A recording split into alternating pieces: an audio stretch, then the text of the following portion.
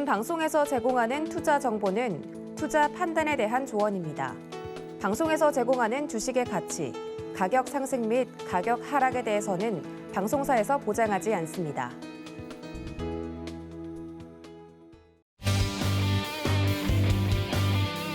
안녕하세요. 주유소 2부로 다시 돌아온 도하나입니다. 여러분들 오늘 우리 시장에 대해서 일부에서 또 이야기하시는 것들 다들 들으셨을 텐데 저희 이 시간은 제대로 또 시장에 대해서 종목에 대해서 공부를 하는 시간이죠. 시장에 대해서는 반등이 나와줬지만 그만큼 개인 투자자들이 많이 팔아내는 모습도 나왔습니다. 심리적으로 많이 위축되어 있는 것 같은데 이런 시장에 어떤 전략이 있어야 할지 오늘 튼튼하게 그 기초를 다져주실 전문가님께서 또 기다리고 계시다고 하니까 끝까지 함께해 주시기를 바라고요. 저희 주유소 프로그램 함께 보시면서 문의사항이 생기시면 전화, 문자 그리고 유튜브 채널 활짝 열어두고 있을 테니까 언제든지 편하게 전화 혹은 문자 보내주시면 되겠습니다. 자, 그럼 여러분들의 주식 기초를 튼튼하게 다져주실 오늘의 전문가님 함께 만나보시죠.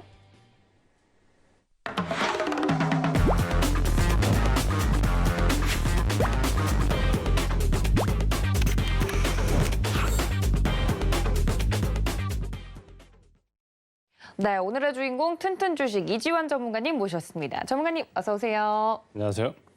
네, 정말 이지환 전문가님 보고 싶었습니다. 왜냐하면 시장이 너무 힘들고 이럴 때마다 전문가님의 이런 평온한 그런 뭐랄까요? 마인드 세팅이 가장 그리웠는데 우리 이지환 전문가님과 함께라면 이런 시장 속에서도 걱정 없습니다. 문자샵 0082번으로 이지환 적어서 보내주시면 우리 위원님과 함께할 수 있다는 점 저희가 알려드리고 시작을 해야 될 것 같은데요. 주식 돌부처다 뭐 이런 이야기가 있을 정도로 그게 하나의 별명이었잖아요, 전문가님.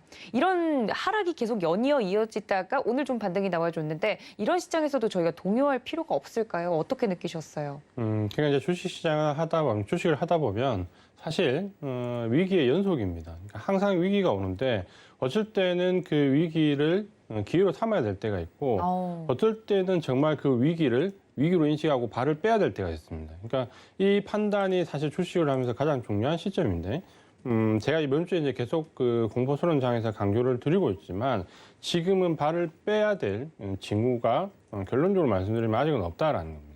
그러니까 지금 오늘 이제 강의 주제가 바로 이런 내용인데요. 그래서 오늘 강의 주제는 공포와 현실입니다. 그러니까 제가 지금 시장에 대해서 여기 계시는 시청자분들께 겁을 주기 위해서 나온 게 아니라 실제로 시장에 이런 공포가 엄습하고 있는데 과연 이게 정말 우리가 주식시장에서 발을 빼야 될 만큼의 공포인가라는 부분을 다져보고 만약에 이제 그렇지 않다면 지금 주식을 어떻게 지금 이 상황에서 해야 될 것인가에 대한 부분을 말씀을 드리려고 합니다. 알겠습니다. 정말 시적절한 그런 주제로 오늘 준비를 해주신 게 아닌가라는 생각이 듭니다. 사실 최근 주식시장을 겪으면서 손이나 발에 땀이 안 났다고 하면 거짓말일 것 같은데 그랬던 분들 오늘 좀 집중하셔서 함께 해보시면 공포와 현실이라는 주제에 맞게 내가 정말 공포스럽게 느낄 구간이 맞는지 현실적으로 나는 내 계좌를 지금 이 상황에서 전략을 제대로 짜갈 만큼 이성적인지 판단해 보시면 좋을 것 같습니다. 자, 이지환 전문가님 그럼 지금 바로 좀 이야기를 들어볼까요? 네, 지금 이제 우리가 증시에서 제가 몇 주간에 걸쳐서 계속해서 시장을 덮고 있는 악재가 무엇이고 그 부분이 어떻게 해결될 것인가라는 부분을 말씀을 드려왔습니다. 그러니까 시장이 조정을 받을 수 있다라는 부분을 말씀을 드렸고 통상 제가 이제 큰 그림을 말씀을 드릴 때 미국이 이제 당장 다음 달에 이제 테이퍼링을 앞두고 있는데 이 테이퍼링에 들어갈 때 보통 한 달 전후로 해서 시장은 이제 급락의 공포를 한 번은 겪는다라고 말씀을 계속 드렸고 그게 다우 지수 기준으로 한 5% 내외의 조정이 된다. 그럼 보통 이제 다우 지수가 한 5% 조정을 받으면 우리는 한 2배 정도 조정을 받는다 그렇죠. 그래서 지금 오늘까지의 그 지수의 흐름을 보면 다우 지수는 한 고점 대비로 5.4% 정도. 그러니까 말씀드렸던 그 5% 조정을 받았고요. 나스닥과 S&P는 한 6%, 그리고 나스닥은 한 8% 정도 조정을 받았습니다. 그러니까 지금까지 받았던 가격 조정은 예상했던 범위 내에 들어와 있다라는 거죠. 제가 몇 주 동안 강조를 드렸던 테이퍼링을 앞두고 이 정도 조정은 나올 거다라고 말씀드렸던 부분과 일치하는데 우리 시장은 오늘 코스피 시장을 보면 고점 대비로 한 12% 정도 조정을 받았습니다. 나스닥이 그 다우 지수가 한 5% 정도 조정을 받았으니까 한 2배 정도 받으면 잡으면 이제 거의 예상했던 수치 정도까지는 왔다. 2,930 내외 정도까지는 왔다라고 좀 보여지고, 과연 이제 여기서 시장이 추가로 조정을 받으면 어떻게 해야 되는가라는 부분과, 여기서 이제 시장이 바닥을 확인하면 어떻게 해야 되는가라는 부분을 가지고 오늘 이제 생각을 좀 해보셔야 됩니다. 그러니까 이 부분은 우리 시청자분들께서도 모두 개개인별로 시장 상황과 맞물리는 계좌 상황이 다르기 때문에 이제 본인만의 진짜 전략을 여기서부터는 세우고 대응을 해 나가야 된다라고 좀 보셔야 되는 거죠.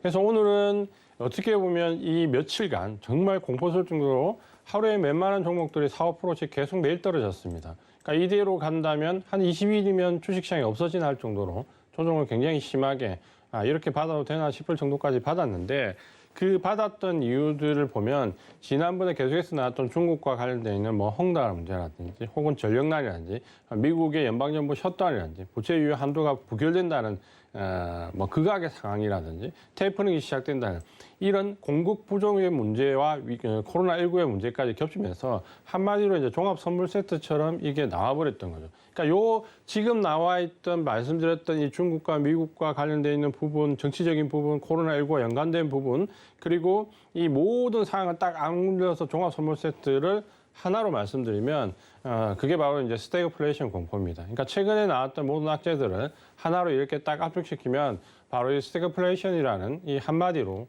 압축이 됩니다. 결국 증시에서 가장 치명적인 이 스태그플레이션에 대한 공포심이 지난 며칠간 우리 시장과 글로벌 증시를 그간의 상황으로 몰아넣었다. 이렇게 보시는 게 맞을 겁니다. 뭐 개개인별로 본다면 뭐 헝다 문제나 전력난이나 미국의 연방정부나 부채 위안도나 대부분 해결의 기미를 잡고 있고 해결의 절차를 밟아가고 있는데 불구하고 이 공급 부족과 이 전체적인 정치적인 부분이 맞물려 있는 부분은 결국은 이 스태그플레이션에 대한 공포심이 시장을 완전히 뒤덮었다. 며칠간 이렇게 보시는 게 맞습니다. 그래서 우리가 이제 스태그플레이션은 대부분 다 알고 계시겠지만 경기는 둔화되고 침체 속으로 가면서 실업률이 굉장히 높아지고 있는데 물가는 오히려 올라가는. 그러니까 경기는 둔화되고 인플레이션이 나오는 최악의 경우를 우리가 스태그플레이션이라고 하고, 이 주식 시장에서 여러 가지 경기 사이클을 겪게 되지만 아마도 최악의 시점을 꼽으라면 바로 이 스태그플레이션 시점입니다. 그러니까 뭐 예를 들어서 예상하지 못했던 시장의 악재, 뭐 코로나19라든지 혹은 금융위기라든지 이런 부분들은 굉장히 날카롭고 가파르게 하락을 하지만 시간이 짧습니다. 반면에 이 스태그플레이션에 한번 걸리면 적어도 한 2년 이상 정도는 주식시장이 극도의 침체기를 겪을 수 있는데, 과연 지금 현재 이런 부분들이 우리 시장을 엄습하는 게 공포심인가 아니면 진짜 펀더멘탈적인 문제인가라는 부분을 오늘은 이제 말씀 좀 드리려고 하고요. 이제 미국의 부채 한도는 이제 다행히 오늘 어제 새벽에 미국 시장이 공화당에서 극적으로 일단은 유예를 시켜주는 데 대한 부분이 나오면서 시장이 반전을 했는데 이 부분도 말씀을 좀 드리겠습니다. 그래서 지금 우리가 알고 있는 스태그플레이션은 일단 알고 있는 부분이 바로 경기가 침체로 간다는 겁니다. 특히 고용이 굉장히 최악의 상황으로 가면서 실업률이 높아지는 상태에서 인플레이션은 오히려 올라가는 상태를 유발하는데, 과연 지금이 그런 경기 침체로 가는 상황인가라는 근본적인 부분부터 우리가 생각을 좀 해봐야 됩니다.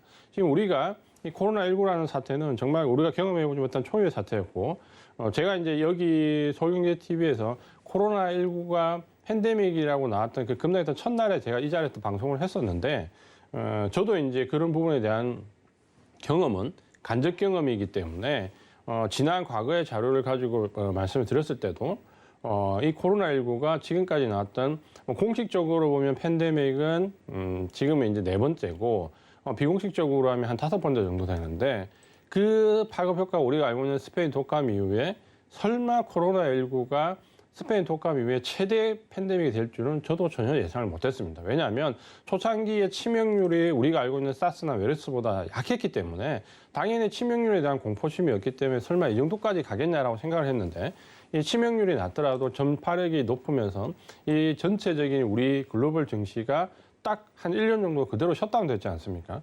쉽게 얘기해서 지금은 이제 경기가 백신 이후에 작년 11월 달 이후에 조금씩 꿈틀거리고 있지만, 작년에 정말 한 1년 정도는 뭡니까? 그냥 꼼짝없이 집에만 있었잖아요. 대부분의 사람들이 회사를 가지도 않아요. 학생들이 학교를 가지도 않아요. 6.25 때도 학교는 갔는데 학교를 가지도 않아요.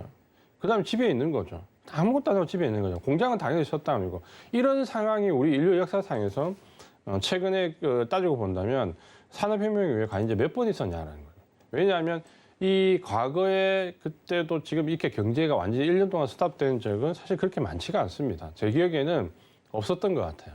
그러니까 스페인 독감이 왔을 때도 전쟁 중이었고 전쟁을 하고 있었고 경제는 돌아가고 있었지 지금처럼 아무것도 안 한 적은 없었거든요.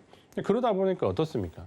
중국의 북경에 이제 맑은 하늘이 보이고 인도의 뭄바이가 안개 속에 스모그 속에서 벗어나서 청명한 하늘을 보는 우리가 정말 현실에서 볼 수 없는 광경이 나왔잖아요. 그러니까 그 정도로 모든 활동이 멈췄다. 이걸 지금 현재 우리가 이제 같은 동시대를 살아가니까 이게 얼마나 큰 일인지 느끼지 못합니다. 근데 나중에 이제 우리의 후손들이 이제 평가할 때 절대가 인류의 절대절명의 위기 중에 하나라고 분명히 평가를 할 겁니다. 그러니까 자본주의 위기이기도 하고. 그러니까 이런 상황들이 나와서 경제 활동이 셧다운 됐다가 지금은 어때? 그러니까 그 완전히 멈춰 있었던 부분 다시 재개되는 거잖아요. 그럼 우리가 생각해 보십시오. 그냥 단순하게 우리가 집에 공장에 기계를 놔두고 있다가 그걸 1년 동안 멈췄다가 다시 돌린다는 거예요. 갑자기 다시 돌린다는 거죠. 필요에 의해서 다시 돌릴 때 당연히 부작용은 나옵니다. 그게 지금까지 공장에 멈춰서 있던 기계에 기름칠을 하지도 않았을 거고 예비 운동도 하지 않았을 거고 멈춰있던 상태에서 갑자기 이제 경제가 재개되는 거죠. 그러니까 그런 여러 가지 부작용이 나오는데 그게 지금 스태그플레이션과 과연 직접적으로 유사할까라는 부분은 일단은 경기가 침체라는 부분은 인정하기가 어렵습니다. 왜냐하면 지금 현재 공급 부족과 관련된 부분은 물론 물류나 코로나19에 대한 공장 셧다운의 부분에서 기인하는 거지만 이런 부분들이 결국은 수요가 굉장히 큰 폭으로 나온다는 그 자체가 경기가 침체로 들어간다라는 부분이나 지금 현재 일시적으로 경기가 8월, 9월 다운되는 부분을 경기 침체라고 얘기하는 것은 제가 볼 때 일단 비약이 너무 심하다. 라고 일단 첫 번째 제 전제를 좀 생각을 해야 될 것 같고요. 두 번째는 우리가 스태그플레이션에서 가장 중요하게 생각하는 건 고용의 감소입니다. 그러니까 실업률이 극도의 상황에서 물가는 올라가는데 우리가 예전에 스태그플레이션이 가장 심했던 때를 본다면 뭐 대공황이라든지 이런 때를 잘 보시면 길거리 사람들이 대부분 젊은 남자들이 일을 안 하고 놀고 있습니다. 놀고 있는데 주유소의 줄은 엄청나게 길었어요. 물가는 굉장히 올라가고 그런 상태를 얘기하는데 지금을 보시면 그런 상황과는 좀 다르다라는 거죠. 왜냐하면 지금 이제 코로나19로 해서 경기가 셧다운됐다가 경기가 재개되면서 지금은 이런 고용 감소라는 부분을 우리가 딱 봤을 때 지금 고용이 감소되고 있네. 미국의 고용 지표가 안 좋다. 어제 이제 ADP 고용 지표는 좋게 나왔지만 8월 9월 고용 지표가 안 좋게 나는 그거는 전혀 무관한 얘기죠. 왜냐하면 제가 8월 9월 고용 지표가 안 좋게 나왔을 때도 분명히 말씀드렸습니다. 이거는 9월 달이 지나가면 고용 지표는 99.9% 좋아질 수밖에 없다. 왜? 미국의 고용 지표를 우리가 얘기를 할 때 코로나19 이후에 특별 보조금이 계속 지급됐습니다. 언제까지? 9월 말까지. 그러니까 지금 이제 10월 달 들어왔잖아요. 그러니까 지난달까지도 그 특별 보조금이 계속 지급이 됐기 때문에 우리가 속칭 얘기하는 취업을 하나 안 하나 안 하는 게 더 낫다는 거죠. 취업을 안 하고 그 보조금을 받는 게 일하러 나가서 월급 받는 거랑 거의 비슷합니다. 그러니까 일하러 당연히 안 나가겠죠. 그리고 코로나19가 위험하기 때문에 특히 우리가 고용 지표 잘 보면 서비스 업종 관련돼 있는 직종이 가장 고용지표가 악화되어 있습니다. 왜냐하면 일하러 나가기 두렵거든요. 사람을 많이 만나는 대면 직업 쪽으로는 코로나19라는 부분 때문에 나가기 싫다라는 거죠. 그러니까 안 나가니까 정부에서 돈도 주네? 나갈 필요가 없다라는 거죠. 그게 언제까지? 9월달까지라는 거죠. 그러니까 10월달부터는 좋든 싫든 보조금이 없기 때문에 이제 일하러 나가야 됩니다. 그게 뭘 대비하냐면 제가 8월, 9월 고용지표가 상당히 안 좋을 때도 그 고용지표 보고서를 자세히 보면 평균 임금 상승률은 13년 만에 최대치입니다. 그러니까 고용이 안 되고 경기가 침체돼서 일할 사람은 많은데 일자리는 줄어드는 게 아니라 일자리는 많은데 일하러 안 나오는 거예요. 그러다 보니까 월마트 같은 경우는 시간당 그 임금 상승률이 최대 한 10년 만에 최고폭으로 올랐고 지금 현재도 일자리에 예를 들어서 구직을 구인을 하는 일자리가 1,000만 개 이상인데 실제로 구인 거기에 지원하는 어플라이는 뭐 850만까지에서 900만까지 채 안 돼요. 그러다 보니까 분명히 고용 지표는 안 좋다라고 하는데 일자리가 없느냐? 일자리는 굉장히 많다는 거죠. 그리고 서비스 업종으로는 그 일자리의 인력을 채우지 못해서 시간당 운임이 13년 만에 최고치로 계속해서 올라왔다는 거예요. 그러니까 그걸 본다면 그게 과연 스태그플레이션에 해당되는 고용 지표가 악화되고 실업률이 올라가는 상황이냐? 실업률이 고용 지표가 안 좋다라는 게 과연 일자리가 없어서 경기가 둔화돼서 그렇게 나오는 그렇지 않다라는 거죠. 그러니까 이런 특수성, 우리가 지금까지 경험해보지 못했던 코로나19라는 특수성 때문에 마치 스태그플레이션으로 포장하면 비슷하게 들어갈 것처럼 보이지만 조금 더 냉정하게 본다면 그런 부분하고는 상당한 괴리감이 있다는 거죠. 근데 지금 이 며칠간은 분명히 이 공포심이 우리 정치를 이렇게 만들었는데 우리가 하나하나 그 상황의 내면을 그 스태그플레이션 요건을 따져본다면 실제로 스태그플레이션과는 거리가 좀 멀다라는 거죠. 그래서 지금 현재 이 고용 감소라는 부분은 결국은 백신에 대한 부분이 나와서 작년에 주식 시장이 크게 점프했던 것처럼 결국 이제 다시 위드 코로나로 넘어가게 되면 분명히 증시는 또다시 점프할 가능성이 상당히 농후합니다. 그러니까 이거는 우리가 예상하지 못했던 부분이라고 생각하지만 작년에도 마찬가지거든요. 굉장히 몇 달간 조정받던 증시가 어느 날 갑자기 백신 하나로 그렇게 올랐다. 그러니까 그 중요성이 그만큼 크다라는 거죠. 그럼 이제 다음 달부터는 이 위드 코로나로 가서 백신의 접종률 70%로 넘어가든 혹은 지금 이제 얘기되는 MSD의 경구용 치료제가 이제 다음 달에 긴급 승인받을 가능성이 굉장히 커졌는데 이 경구용 치료제가 나오게 되면 경제 활동은 제가 볼 때 거의 정상화입니다. 우리가 이전 상황에서도 팬데믹에서 경험했지만 이 경구용 치료제는 우리가 지금 생각하는 뭐 혈당 치료제나 여러 가지 코로나19 치료제와는 격이 다릅니다. 그러니까 이 경구용 치료제는 한마디로 이제 게임 체인저가 되는 거죠. 왜냐하면 지금은 백신을 맞고 난 다음에 코로나19 돌파 감염에 걸리면 어쨌든 다시 격리가 돼야 되고 어떤 치료를 받아야 되는 과정들이 있고 의료 인력이 필요하게 되지만 이 경구용 그 치료제가 나오게 되면 의료 인력에 대한 의료 의존도가 확 줄어듭니다. 그러니까 예를 들어서 지금 뭐 혈당 치료제를 맞기 위해서 병원에 입원해야 된다거나 이렇게 지금 돼야 돼서 주사제를 맞아야 되지만 경구용 치료제는 우리가 이 감기약처럼 진단받고 병원 가서 약 처방만 받으면 그냥 그걸 먹으면 되는 겁니다. 그러면 결국에는 의료 인력에 대한 의존도가 없어지기 때문에 지금 우리가 경계하는 위드 코로나로 갔을 때 과연 환자 수가 예를 들면 우리나라가 지금 우려하는 게 15,000명에서 15,000명에서 2만 명 정도 가면 의료 인력이 감당할 수 없는 수준이 될 수도 있다라는 부분이 확 줄어드는 거죠. 그래서 완전 게임 체인저가 되는 거죠. 그러니까 그 내용이 완전히 달라진다라는 거죠. 그래서 이런 치료제와 경구용 치료제와 백신이 나온다면은 위드 코로나로 갈 확률이 굉장히 높아지고 그렇다면 경제 활동이 본격적으로 재개가 되면서 지금 공급 부족 문제도 상당히 해소될 가능성이 높다는 거죠. 결국 이 공급 부족 문제는 백신이 지금 활발하게 투여되지 않는 상황에서 공장이 셧다운 되는 거잖아요. 특히 우리가 우려하는 동남아나 남미 같은 신생개발도상국들에서의 지금 생산되는 물품에 대한 우려감이잖아요. 그 부분이 상당히 줄어들 수 있다라고 본다면 스태그플레이션과는 사실 거리가 있다라는 거죠.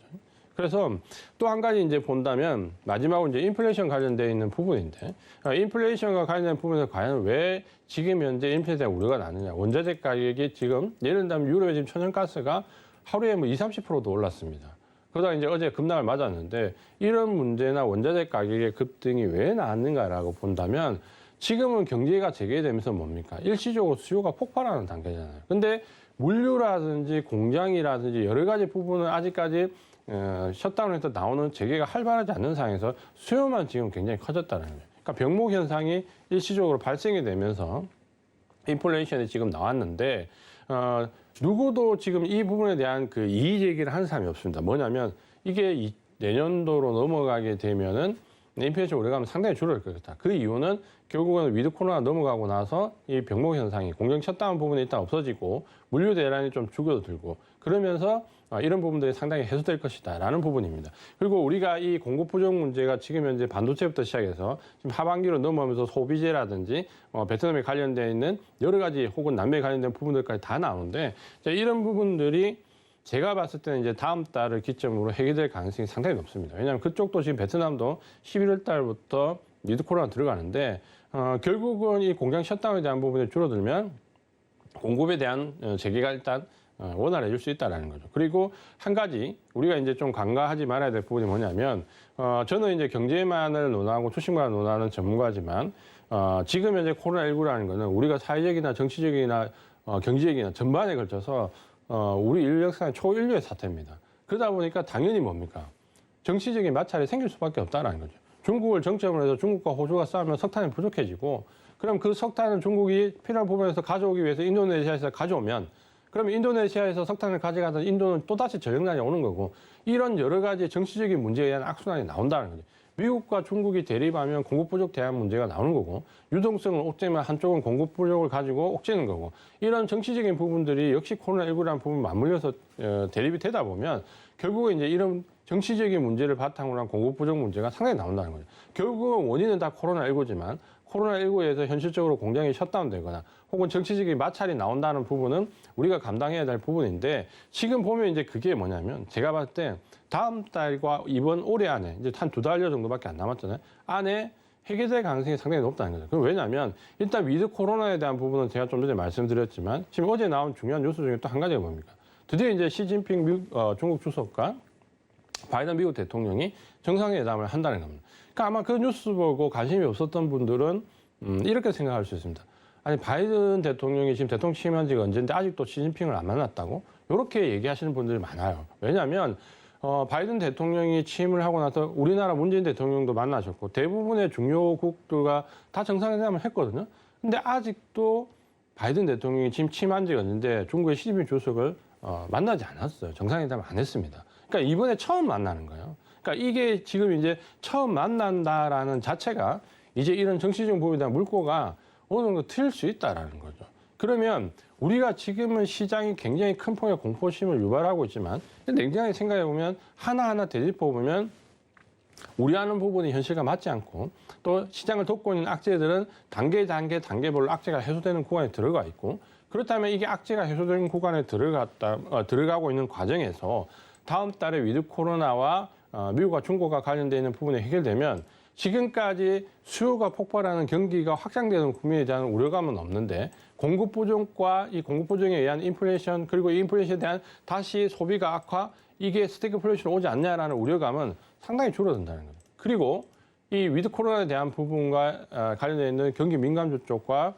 미중 갈등이 어느 정도 완전히 해결되지 않겠지만 서로가 지금은 너무나 피폐해져 있기 때문에 합의를 어느 정도 수준에서 안 할 수 없는 상황이기 때문에 그 합의한 정도만 경제적으로 도출이 된다라고 한다면 증시는 아마 여러분들이 생각하시는 것보다 훨씬 더 높은 방향으로 갈 수도 있습니다.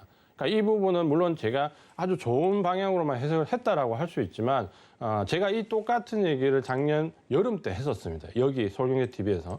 그때 우리 증시가 제가 그때 강조했던 부분 중에 하나가 아마 삼성전자가 10만 원이 갈 수도 있다. 올해 안에 10만 원이 갈 수 있다라고 했는데 정말 삼성전자가 2달 만에 60% 상승하면서 몇천 원 모자라는 9만 원대까지 갔었잖아요. 그러니까 지금도 제가 비슷한 경우에 말씀을 드리는데 아마 그때도 방송을 보시면서 8월 달에 삼성전자가 4만 원, 5만 원 못 넘어가서 계속해서 조정을 받던 시기에 10만 원은 말도 안 되는 얘기를 하고 생각하셨던 분들이 많으실 수 있는데 지금은 시장이 그런 시기라는 거죠. 그러니까 물론 지금 제가 무조건 장밋빛이라는 게 아니라 지금 시장을 돕고 있는 이런 공포를 잘 보면 해결의 기미가 어떤 방향에서는 정말 증시를 큰 폭으로 상승 끌고 갈 수 있는 방향으로 갈 수도 있다. 이 부분을 오늘은 시장이 어려울 때 좀 강조를 드리고 싶습니다. 그다음에 이제 이 스태그플레이션 문제를 벗어나면 우리가 생각해보면 이제 미국의 부채 한도 증액 우려에 대한 부분인데 이거는 이제 오늘 아침에 공화당에서 일시적으로 이제 해결된 건 아닙니다. 그러니까 12월 달까지 미뤄놓자라고 했는데 지금 이제 이 부분에 대한 근본적인 부분은 사실 민주당과 공화당에 대한 어느 정도 힘겨루기죠. 근데 자세히 보면 이 지금 법안에 대한 문제는 민주당 내부의 문제입니다. 그러니까 민주당의 급진파와 중도파 간의 복지 예산을 둘러싼 알력이 굉장히 큰 거죠. 그리고 이 부분이 민주당과 복지 법안을 단독으로 직권 상정한 공화당에서 개심죄를 걸기 때문에 지지난주에 부채 한도 유예를 증액을 부결시켜버린 거죠. 근데 이 부분은 이제 결국은 어떤 식으로든 해결의 기미를 서로 합의할 수밖에 없고 왜 이게 합의가 안 됐을 때는 그 쏟아지는 비난의 파장을 민주당도 공화당도 감당하기가 어렵습니다. 그러니까 그렇게 본다면 누가 손해를 좀 덜 보든 덜 보는데 이 부분도 해결의 가닥이 지금 나왔던 이유가 그동안 이제 거의 요지부동이었던 거의 4조 달러 가까이 되는 복지 법안을 뭡니까? 절반 정도로 1억 9천만 달러 정도로 낮추는 작업을 바이든 정부에서 했습니다. 그러니까 이걸 하니까 민주당의 중도파에서도 그렇다면 받아들일 수 있다라고 했고 민주당 중도파에서 받아들이면 일단 법안에 대한 공화당에 대한 협의가 이루어지기 때문에 아마 그런 방향으로 해서 제가 봤을 때 어느 정도 절충점에서 그게 1억 9천만 달러든 혹은 2조 달러든 그러니까 1조 9천억 달러든 아니면 2조 한 5천억 달러든 그 범위 안에서 결국은 합의 조율이 된다라는 거죠. 그러니까 그렇게 보신다면은 이게 해결 안 될 문제는 절대 아니다. 그리고 제가 어제는 이제 다른 방송에 극단적으로 말씀을 좀 드리면 만약에 이게 해결이 안 돼서 그렇다면 기축통화인 달러를 가지고 있는 미국이 부도가 난다는 게 말이 되냐? 전혀 말이 안 된다는 거죠. 그러니까 그럴 가능성은 없다라는 부분으로 보시면 될 것 같습니다. 그래서 우리 시장을 지금 한 일주일여간 정말 폭락으로 이끌었던 두 가지 이유. 미국의 부채 한도 유예가 결렬돼서 시장이 뭐 자본주의가 분대될 거다. 그다음 스태그플레이션까지 생각하는 악재 종합 선물 세트 이 두 부분은 지금 상황에서 제가 봤을 때 정시를 크게 더 억누르기는 어렵다. 이렇게 말씀을 드리겠습니다. 그러니까 이 두 가지가 지금까지 이제 가장 큰 부분이고 그렇다면 이런 호재 실마리를 우리가 하나하나 좀 살펴보면 어떤 부분들이 있냐면 일단은 이 원자재 가격에 대한 급등에 대한 부분을 좀 봐야 됩니다. 그러니까 지금 유가가 급등을 했고 특히 유럽 같은 경우는 천연가스가 이게 말도 안 되게 하루에 30~40%도 올랐어요. 그러니까 이런 가격이라는 거는 거의 뭐 오일 쇼크 이후에 없었던 가격인데 그러니까 어떻게 이런 부분들이 되었냐는 부분은 역시 이제 코로나19 이후에 여러 가지 지역 경제 상황과 정치적인 부분이 맞물려 있습니다. 그다음에 이제 가장 이제 원흉이 됐던 유가를 먼저 보면 그러니까 유가가 우리가 코로나19 급락 때 그 마이너스까지 선물 가격이 마이너스까지 갔다가 정말 이제 극적으로 올랐는데 이게 70달러를 스물스물 올라도 이제 거의 이제 80달러 육박할 정도로 올랐다가 어제 이제 살짝 꺾였습니다. 가장 큰 이유가 지금 오페크가 다음 달에 40만 배럴 정도 증산하기로 했는데 지금 미국과 여러 다른 선진국 중에서는 증산을 더 해달라고 요청을 했죠. 그러니까 증산을 더 해달라고 요청했는데 일단 오페크 플러스에서 거부를 했습니다. 그 거부한 이유가 사실 증산할 여력이 지금 별로 없어요. 그러니까 시설 투자를 지금 거의 안 했기 때문에 당장에 지금 다음 달 40만 배럴 증산한 이후에 증산에 대한 부분이 거의 없는데 제가 봤을 때 이거는 공급 부족의 일시적 부분이 있고 내년 정도 넘어가면 이 부분은 제가 봤을 때 급격히 해결된다고 봅니다. 왜냐하면 지금 그 우리가 오페크에 대한 유가에 대해서 예전과 같던 100불을 넘어서서 150불, 그러니까 예전에 가율로 가면 한 150불까지도 갔었잖아요. 갈 가능성이 없다라고 하는 가장 큰 이유는 바로 셰일가스 업체들 때문입니다. 그러니까 유가를 지금은 석유를 오조리 땅에서 파는 종류였다면 우리가 알고 있는 셰일가스처럼 거기서 추출하는 그 종류가 만만치 않습니다. 근데 이 단가가 계속했다는 미국 쪽의 셰일가스 업체들이 이 개발을 기술 개발을 하면서 대형 업체들 같으면 한 45불 넘으면 수지 타산이 맞아요. 예전에는 우리가 뭐 100불, 80불 이렇게 얘기했는데 한 45불에서 50불이면 대형 셰일가스 업체들은 생산을 재개합니다. 다만 지금 오랫동안 쉬었기 때문에 이제 재개하는 과정에 시간이 좀 걸리죠. 하지만 지금 가격대면 반드시 재개를 합니다. 그리고 우리가 알고 있는 중소형 작은 셰일가스 업체들은 70불 넘으면 이해타산이 나와요. 그러면 지금 70불이 주가가 넘어갔잖아요. 그러면 지금 여기서 오페크가 머뭇거려서 시간 좀 끌고 유가를 유지하려고 해도 가능하지가 않아요. 왜냐하면 이제부터 셰일가스 업체들이 본격적으로 증산을 할 거기 때문에. 그러면 오페크는 또 이 경쟁하기 위해서 분명히 가격 단가를 낮추는 작전에서 시작할 거고 이렇게 오래 가지 않는 거죠. 그리고 항상 우리가 이 오페크에서 보면 증산에 대한 부분은 그 마무리가 어떻게 되냐면 결국 셰일가스 업체들이 등장하면서 증산을 합의하는 과정에서 끝납니다. 그럼 그 합의 과정은 대부분 오페크 쪽에서는 사우디가 얼마 정도 우리가 더 받아줄게라고 나오고 플러스 오페크 플러스 쪽으로 러시아가 우리가 그러면 얼마 양보해줄게. 그래서 사우디와 러시아가 일정 부분 양보하면서 대부분 합의가 도출됩니다. 그러니까 제가 봤을 때 그 유가가 70불 이상에서 장기간 유지될 가능성은 그렇게 높아 보이지 않습니다. 그러니까 이게 하나의 포인트고, 그 다음 지금 이제 유럽의 천연가스가 가격이 폭등했다가 어제 이제 폭락을 했는데 이유는 러시아에 이제 아시죠? 넘버 2 그 천연가스 공급망이 지금 돼 있습니다. 근데 그 우크라이나 문제로 유럽과 러시아가 갈등을 겪으면서 러시아는 천연가스를 무기화했는데 오히려 이제 유럽에서는 그때 당시에 러시아 천연가스 안 써라는 방향으로 오히려 더 압박을 해버렸죠. 그러면서 지금 공급망이 있는데도 불구하고 그 천연가스 공급을 안 했는데 지금은 유럽도 다급해졌고 러시아도 새로운 루트를 갈구를 해야 되는 상황이기 때문에 그 이해타산이 맞아졌죠. 그러면서 어제 푸틴 대통령이 유럽에 전격적으로 천연가스 추가 공급하겠다. 왜? 새로운 망에 자기들이 깔아놓은 망을 활용을 해야 되는 거잖아요. 그러니까 이렇게 나오니까 천연가스는 어제 이제 드디어 하루에 9% 넘는 폭락을 했습니다. 그러면서 우리나라도 관련되어 있는 전력난과 관련되어 있던 원자재 종목들이 오늘 대부분 대형 종목이라도 10% 넘는 급락을 했던 이유가 거기에 이제 들어와 있는 거죠. 그러니까 이렇게 되면 유가나 천연가스처럼 일시적으로 지금 공급을 생산을 재개하기 위해서 걸리는 그 부분들은 제가 봤을 때 그렇게 오래 가지 않는다. 이렇게 좀 보시는 게 맞을 것 같고, 그 다음에 이제 중국과 그 호주의 갈등이라든지 이런 부분에서는 석탄에 대한 부분, 그 수입 대체처를 찾으면서 오히려 다른 인도라든지 다른 국가들에 전이됐던 부분들도 제가 봤을 때는 대부분 이제 해결이 좀 될 수 있는 과닭이 있고, 결국 이제 미중 정상회담에서 이런 부분들이 상당 부분 서로 간에 조율이 좀 될 걸로 보입니다. 그리고 이제 좀 전에 말했던 이 공포적 문제는 결국 이제 또 다시 코로나19 위드 코로나 넘어가서 경기가 확정된 국면에 들어가면 결국은 뭡니까? 공장 셧다운이 풀리면서 또 일정 부분 호재가 해소가 될 것이고, 그렇게 본다면 지금 왜 지금 자꾸 연준이나 파월 의장이나 인플레이션이 일시적이다. 내년으로 넘어가면 대부분 지금 아무리 올라도 뭐 지금 4, 5%대 유지를 하더라도 내년에 2% 안으로 들어올 것이다 얘기하는 이유가 제가 볼 때는 이 부분들을 대부분 파악을 하고 있기 때문입니다. 그러니까 자신 있게 자꾸 내년에 2%대로 내려온다라고 하는 이유는 결국은 지금 야기되는 인플레이션이 생산이 재개되면은 대부분 해소될 수 있는 일시적인 현상이다라는 거. 그러니까 그 부분에는 저도 100% 동의하고 상당히 일리가 있다고 생각합니다. 그러니까 그렇게 호재, 지금 현재 시장을 누르는 아주 단편적인 악재들은 제가 볼 때 호재 실마리로 풀릴 가능성이 상당히 높다라는 거죠. 그러니까 그런 부분들을 보시면 될 것 같습니다. 그래서 지금 이제 그렇다면 이런 악재들이 정리가 돼 가는데, 정리가 되니까 미국 시장 같은 경우는 이제 급반등의 반응들이 좀 나오잖아요. 그러면 과연 이제 이런 악재들이 해소되는 과정에서 우리 시청자분들께서 생각하셔야 되는, 지금 과연 그렇다면 증시의 핵심 소재가 뭐냐라는 부분을 본다면 변하지 않습니다. 제가 몇 주 때 얘기했던. 변하지 않는 기조는 변하지 않는다는 거죠. 뭐냐면 금리가 인상되는 기조로 간다라는 것은 변하지 않습니다. 테이퍼링은 11월에 하든 12월에 하든 일단은 유동성이 줄어들면 금리가 반응을 합니다. 그게 지금 미국의 장기 국채 금리잖아요.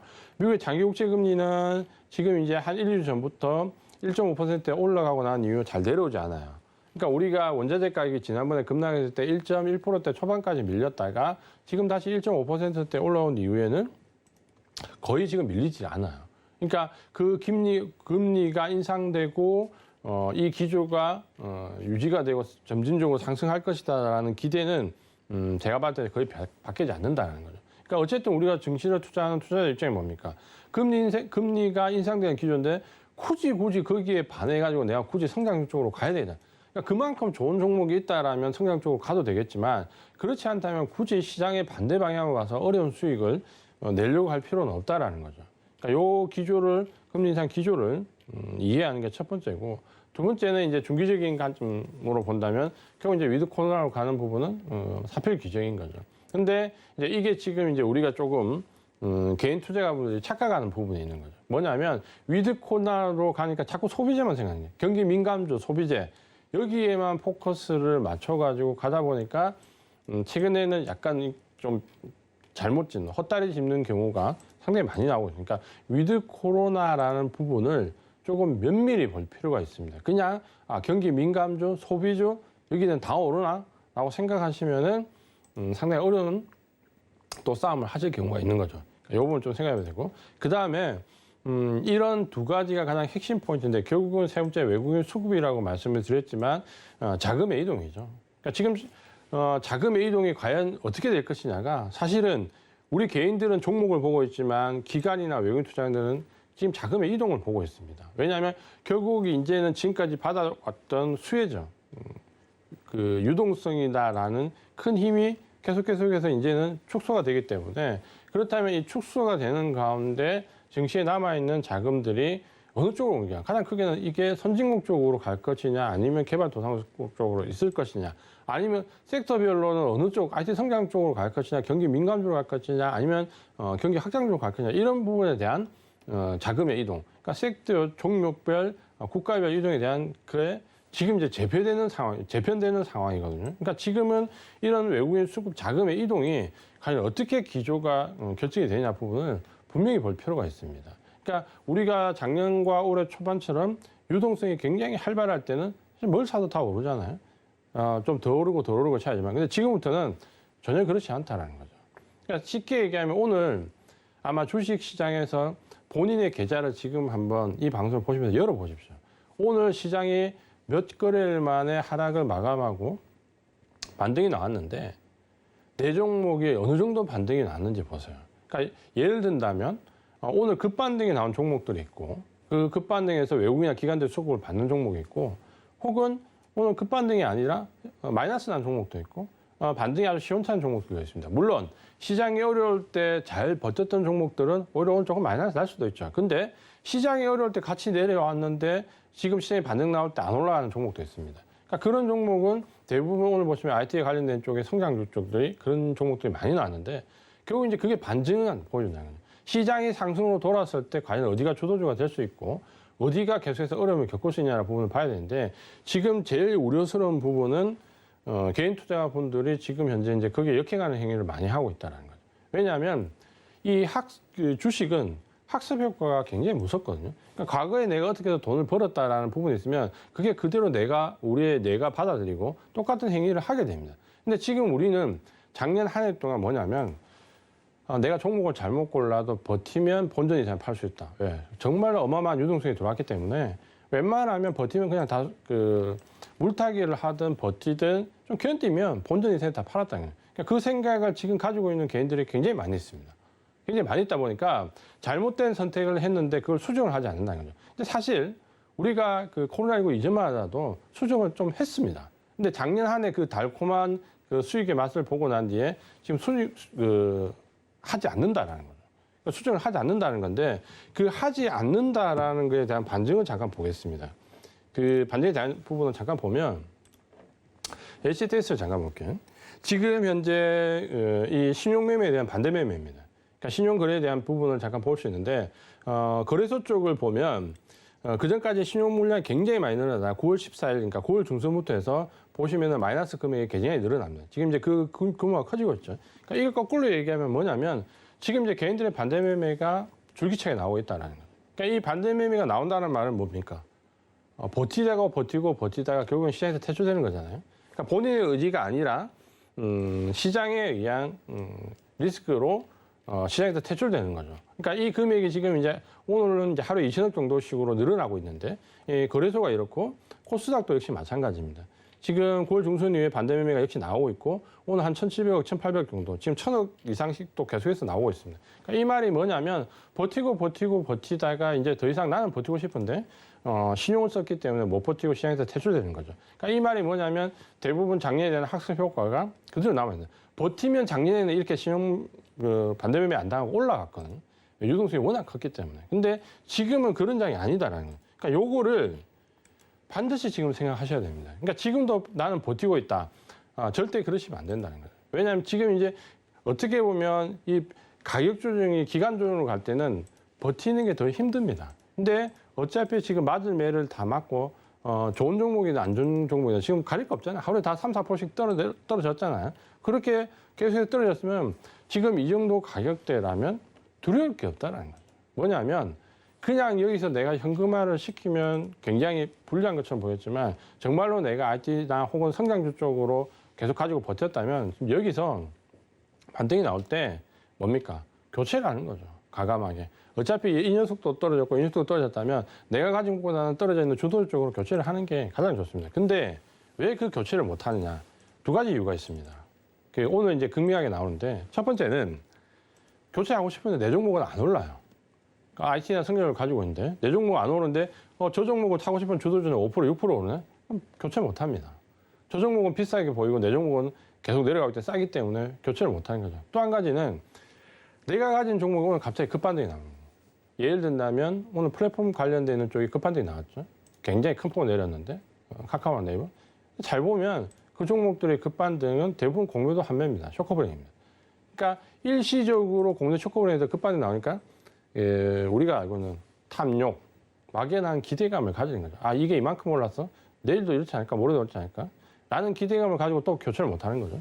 그러니까 그렇게 교체를 못하다 있다 보면 이래서 교체를 못하고 저래서 교체를 못하고 결국은 이 조정 구간이 끝나버리고 시장이 상승으로 들어가 버리면 내 종목은 그대로 아더 종목을 가지고 있고 급반등하는 종목 가는데 지금은 이제 유동성장이 지나갔기 때문에 내 종목은 안 올라. 그러니까 작년처럼 이 종목이 주도주가 한 10% 올 때 내 종목 한 3, 4% 올라간 게 아니라 주도주가 10% 올 때 내 종목은 10% 내려갑니다. 그러니까 그걸 꼭 깨우쳐야 됩니다. 지금은 유동성장이 아니기 때문에 작년처럼 덜 올라가는 게 아니라 내 종목은 주도주가 아니라면 내려간다는 거예요. 그러니까 요거를 작년과 다르게 빨리 지금 인지를 해야 됩니다. 이게 가장 큰 중요한 부분입니다. 그래서 지금 한 10여일간 반대 매매 나오는 거 보면 제가 상당히 마음이 아픈 게 아직까지 작년에 그 유동성장에서 깨어나지 못하시는 분들이 상당히 많이 있다는 게 이제 반대 매매에서 우리가 극명하게 알 수가 있다는 거죠. 그러니까 그 부분은 상당히 마음이 아프시더라도 전략적인 판단을 꼭 하셔야 된다라고 말씀드리겠습니다.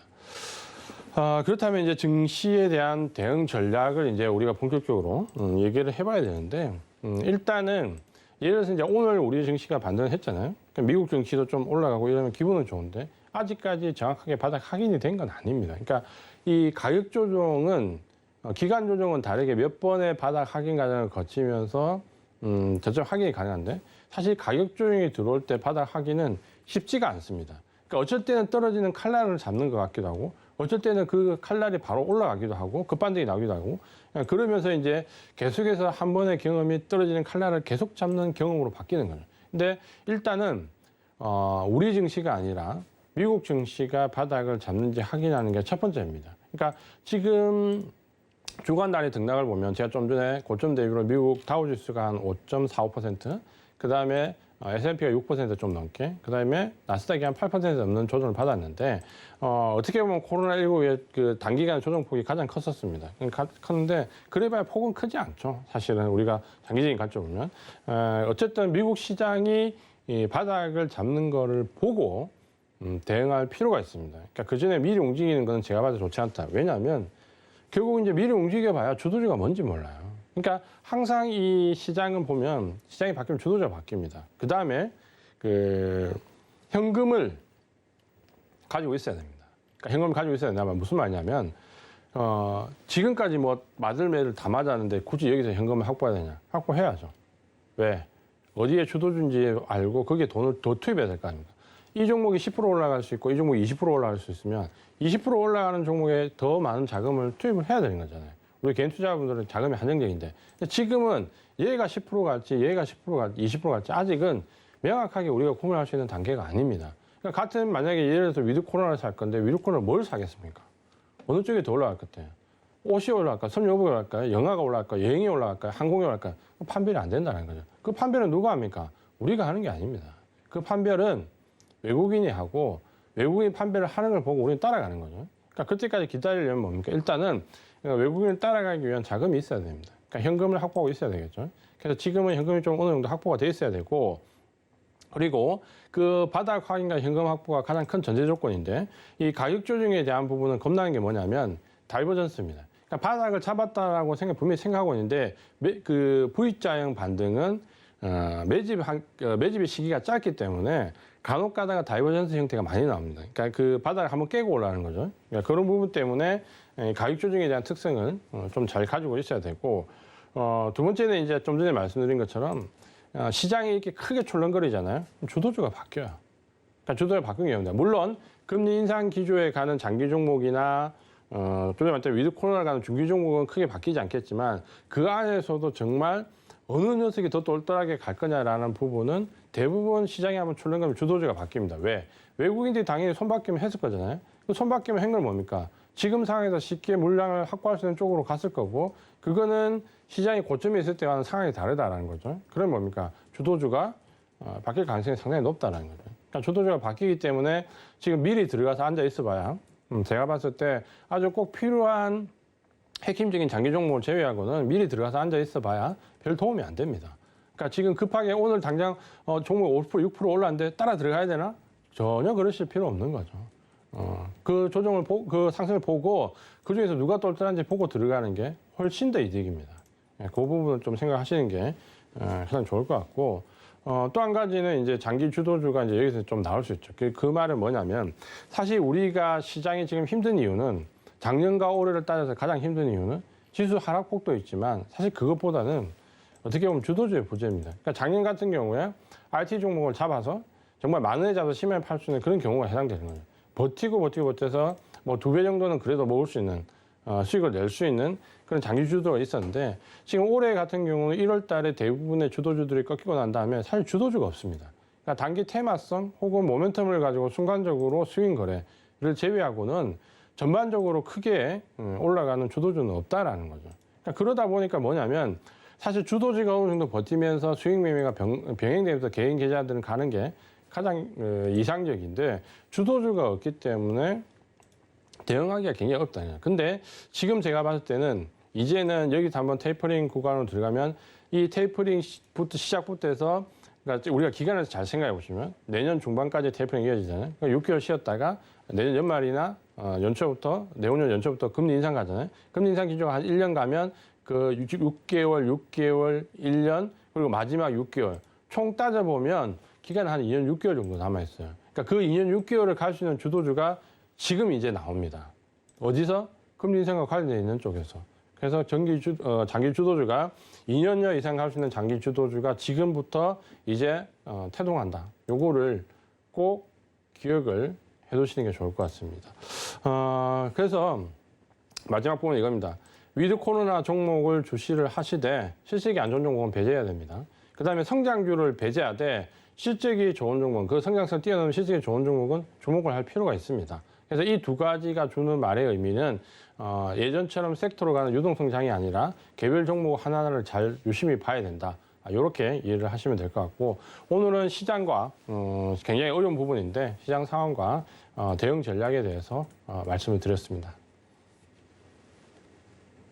네, 이주환 전문가님과 함께 이렇게 튼튼 주식 이야기를 들어봤는데요. 실적 장세로 들어갈 것이다. 이런 이야기를 해주셨기 때문에 내가 가지고 있는 종목들에 대해서 실적이 앞으로 잘 나올 것인지 아닌지 여러분들이 열심히 또 찾아볼 것 같다라는 생각이 듭니다.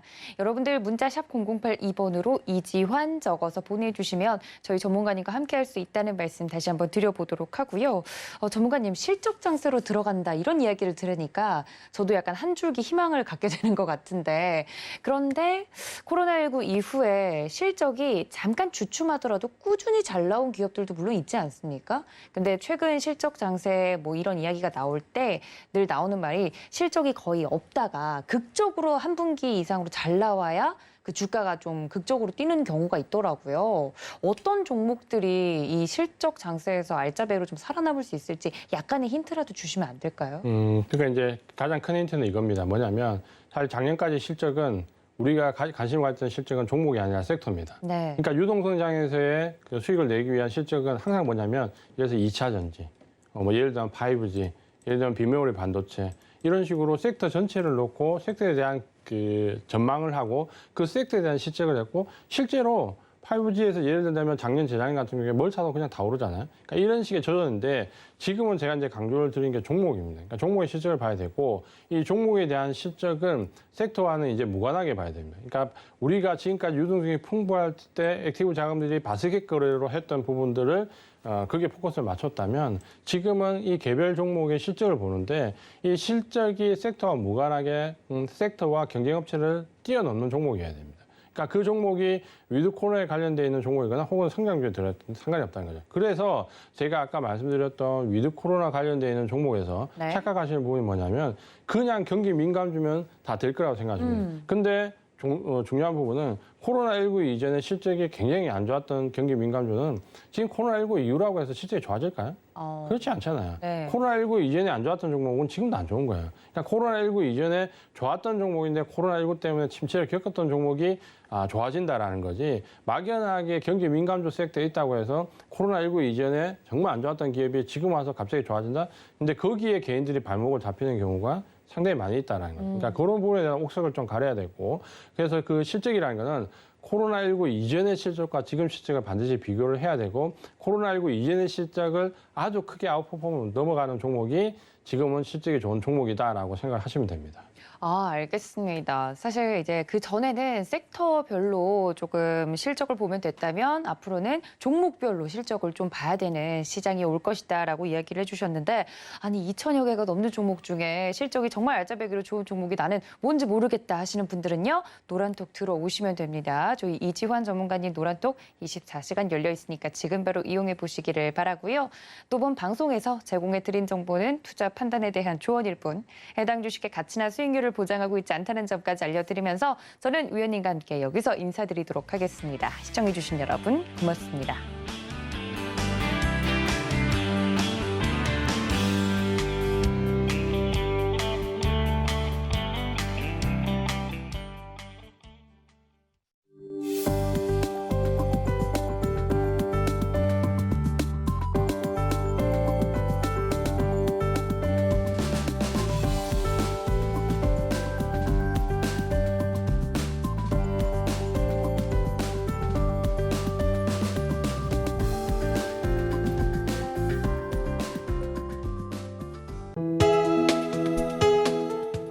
방송에서 제공하는 투자 정보는 투자 판단에 대한 조언입니다.